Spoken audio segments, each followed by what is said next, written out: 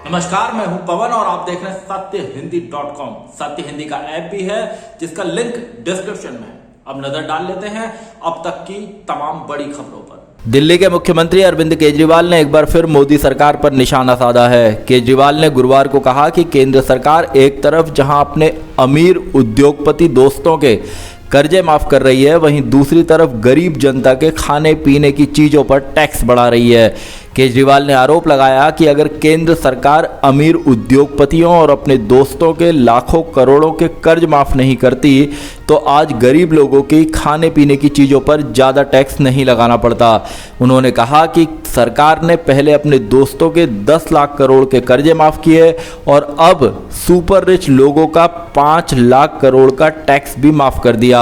वहीं आम लोगों के आटा, दूध, दही, लस्सी पर टैक्स लगा दिया। केजरीवाल ने पूछा कि अगर सारा पैसा पूंजीपतियों पर उड़ाया जाएगा तो देश आत्मनिर्भर कैसे बनेगा। उन्होंने कहा कि सरकार कह रही है कि 8वां पे कमीशन नहीं लाएंगे क्योंकि केंद्र के पास कर्मचारियों का वेतन बढ़ाने के लिए पैसा नहीं है। केजरीवाल ने पूछा कि राज्यों को देने वाले टैक्स के हिस्से का भी पैसा नहीं है, ऐसे में सारा पैसा कहाँ गया और इतनी बुरी हालत कैसे हुई। कांग्रेस ने महंगाई के मुद्दे पर दिल्ली के रामलीला मैदान में बड़ी रैली आयोजित करने का फैसला किया है। कांग्रेस महंगाई के मुद्दे पर इस पूरे महीने सरकार के खिलाफ हल्ला बोल प्रदर्शनों का आयोजन करेगी। कांग्रेस ने गुरुवार को कहा कि वह 17 से 23 अगस्त तक सभी विधानसभा क्षेत्रों में महंगाई चौपाल की एक सीरीज आयोजित करके मूल्य वृद्धि के खिलाफ अपनी लड़ाई को जारी रखेगी और इसका समापन 28 अगस्त को दिल्ली के रामलीला मैदान में एक मेगा रैली से होगा। कांग्रेस नेता जयराम रमेश ने कहा कि आने वाले हफ्तों में महंगाई और बेरोजगारी के खिलाफ कई विरोध प्रदर्शनों के साथ कांग्रेस पार्टी इस लड़ाई को आगे बढ़ाएगी। रमेश ने कहा कि भारत के लोग मोदी सरकार के आर्थिक कुप्रबंधन के कारण पीड़ित हैं और कांग्रेस देश के लोगों के सामने इसका पर्दाफाश करेगी। बिहार विधानसभा में बहुमत साबित करने के लिए नीतीश कुमार के नेतृत्व वाली महागठबंधन सरकार का फ्लोर टेस्ट 24 अगस्त को होगा। बुधवार को नीतीश कुमार ने सीएम पद और आरजेडी नेता तेजस्वी यादव ने डिप्टी सीएम पद की शपथ ली थी। नीतीश के रिकॉर्ड 8वीं बार बिहार के मुख्यमंत्री पद की शपथ लेने के बाद बिहार विधानसभा के अध्यक्ष विजय कुमार सिन्हा को हटाने की मांग भी जोर पकड़ने लगी है। दूसरी ओर जेडीयू के पास मंत्रियों की संख्या और विभागों की जिम्मेदारी पहले की तरह ही रहेगी, जबकि बीजेपी कोटे के बचे बाकी विभाग महागठबंधन के खेमे में जाएंगे। नीतीश कुमार ने बुधवार को कहा था कि 2014 में जो आए वो 2024 में रह पाएंगे या नहीं, यह देखने वाली बात होगी। नीतीश ने इस दौरान विपक्ष से एकजुट होने का आह्वान भी किया था। भारत और पाकिस्तान के रिश्तों पर जमी बर्फ क्या उज्बेकिस्तान के समरकंद में पिघल सकती है। 15-16 सितंबर को समरकंद में शंघाई सहयोग संगठन यानी SCO के शिखर सम्मेलन में भारत के प्रधानमंत्री नरेंद्र मोदी और पाकिस्तान के प्रधानमंत्री शहबाज शरीफ के बीच मुलाकात हो सकती है। राजनयिक सूत्रों के हवाले से यह जानकारी मिली है। शहबाज शरीफ के पाकिस्तान के प्रधानमंत्री बनने पर प्रधानमंत्री नरेंद्र मोदी ने उन्हें ट्विटर के जरिए बधाई दी थी। पठानकोट में एयरबेस पर 2016 में हुए आतंकी हमले के बाद भारत पाकिस्तान के रिश्ते बिगड़ने लगे थे। साल 2019 में हुए पुलवामा हमले और उसके बाद अगस्त में भारत की ओर से कश्मीर में अनुच्छेद 370 को खत्म करने के बाद दोनों देशों के रिश्ते और बिगड़ गए थे। देखना होगा कि क्या अब दोनों देशों के रिश्ते बेहतर होंगे। नोएडा की ग्रैंड ओमेक्स सोसाइटी में महिला के साथ बदसलूकी के आरोपी श्रीकांत त्यागी की जमानत अर्जी को सूरजपुर कोर्ट ने खारिज कर दिया है। कोर्ट ने उसे 14 दिन की न्यायिक हिरासत में भेजा था। मंगलवार को पुलिस ने मेरठ से त्यागी को गिरफ्तार किया था। श्रीकांत त्यागी बीजेपी के किसान मोर्चा से जुड़ा हुआ था और महिला से बदसलूकी करने के बाद से ही फरार चल रहा था। नोएडा प्राधिकरण ने सोमवार को श्रीकांत त्यागी के घर पर किए गए अवैध निर्माण पर बुलडोजर चला दिया था। त्यागी पर 25,000 रुपये का इनाम भी घोषित किया गया था। बांदा में गुरुवार दोपहर बड़ा नाव हादसा हो गया। मरका थाना क्षेत्र में यमुना नदी की बीच धारा में एक नाव डूब गई। नाव में 40 से अधिक लोग सवार थे। 4 लोग किसी तरह तैरकर बाहर निकल आए हैं और बाकी लोगों की तलाश में ऑपरेशन चल रहा है। एसडीआरएफ की टीमों के साथ ही स्थानीय गोताखोर भी लोगों की तलाश कर रहे हैं। 2 लोगों के शव भी मिल चुके हैं। बताया जा रहा है कि रक्षाबंधन के कारण बड़ी संख्या में महिलाएं और बच्चे नाव पर सवार थे। मुख्यमंत्री योगी आदित्यनाथ ने भी हादसे का संज्ञान लिया है। कांग्रेस के पूर्व अध्यक्ष राहुल गांधी ने महंगाई बेरोजगारी को लेकर एक बार फिर प्रधानमंत्री नरेंद्र मोदी पर हमला बोला है। राहुल ने गुरुवार सुबह ट्वीट कर कहा कि अपने काले कारनामों को छिपाने के लिए काला जादू जैसी अंधविश्वासी बातें करके पीएम पद की गरिमा को गिराना और देश को भड़काना बंद कीजिए प्रधानमंत्री जी। राहुल ने कहा है कि जनता के मुद्दों पर तो जवाब देना ही पड़ेगा।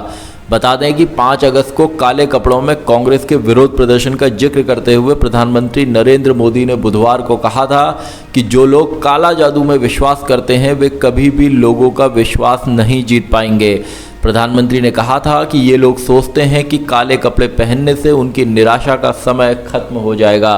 प्रधानमंत्री ने कहा था कि हमारे देश में कुछ लोग हैं जो नकारात्मकता में फंस गए हैं और निराशा में डूबे हुए हैं। कांग्रेस महासचिव जयराम रमेश ने काले कपड़ों में प्रधानमंत्री मोदी की तस्वीर साझा करते हुए कहा था कि वह काले कपड़ों को लेकर बेवजह मुद्दा बना रहे हैं। राहुल गांधी सहित कांग्रेस के कई सांसदों ने 5 अगस्त को संसद भवन में काले कपड़े पहनकर विरोध प्रदर्शन किया था। मशहूर कॉमेडियन राजू श्रीवास्तव की हालत काफ़ी नाजुक है। उन्हें दिल्ली एम्स में वेंटिलेटर सपोर्ट पर रखा गया है। बता दें कि बुधवार को जिम में वर्कआउट करते समय राजू श्रीवास्तव की तबीयत अचानक बिगड़ गई थी और वह बेहोश होकर गिर पड़े थे, जिसके बाद जिम में मौजूद लोग उन्हें अफरा तफरी में दिल्ली एम्स हॉस्पिटल ले गए थे, जहां डॉक्टर्स ने बताया था कि राजू श्रीवास्तव को हार्ट अटैक आया था। हालत गंभीर होने पर उन्हें कार्डियक केयर यूनिट में भर्ती कराया गया था। Raju Srivastava Bigg Boss, Shaktimaan, the great Indian laughter challenge, comedy circus और द कपिल शर्मा शो में अपने हुनर का जलवा बिखेर चुके हैं। राजू श्रीवास्तव बीते कई सालों से अपनी कॉमेडी से लोगों को गुदगुदाते रहे हैं और सोशल मीडिया पर उन्हें चाहने वालों की एक बड़ी तादाद है। उनके प्रशंसक उनके जल्दी ठीक होने की प्रार्थना कर रहे हैं। बिहार के मुख्यमंत्री नीतीश कुमार ने बीजेपी के राज्यसभा सांसद सुशील कुमार मोदी की उस बात का खंडन किया है जिसमें मोदी ने कहा था कि नीतीश कुमार उपराष्ट्रपति बनना चाहते थे। नीतीश ने गुरुवार को कहा कि मेरे बारे में कहा गया कि मैं उपराष्ट्रपति बनना चाहता था। क्या मजाक है, एकदम बोगस बात है। राष्ट्रपति और उपराष्ट्रपति वाली बात एकदम बोगस है। उन्होंने कहा कि ऐसी मेरी कोई इच्छा नहीं थी और भूल गए क्या, उपराष्ट्रपति और राष्ट्रपति के चुनाव में हम लोगों की पार्टी ने कितना सपोर्ट किया।